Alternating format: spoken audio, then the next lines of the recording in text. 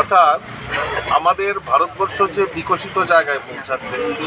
এবং তার যে গ্যারান্টি, এটা আমাদের দেশের যশস্বী প্রধানমন্ত্রী নরেন্দ্র মোদীজি। আমরা সবাই জানি যে আগামী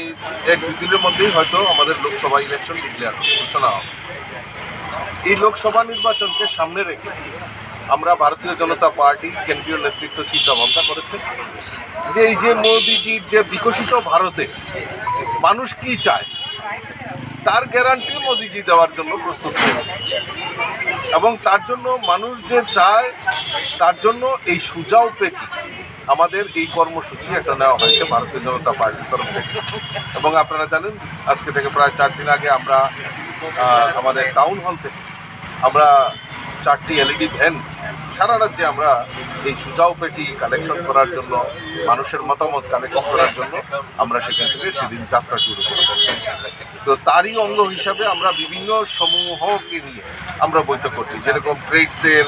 intellectual cell, legal cell, doctor cell, সমাজের বিশিষ্ট ব্যক্তিদেরকে নিয়ে আমরা তাদের সঙ্গে আলোচনা, মত বিনিময় করা, এবং তারা এই ভারতবর্ষকে কিভাবে দেখতে চাইছে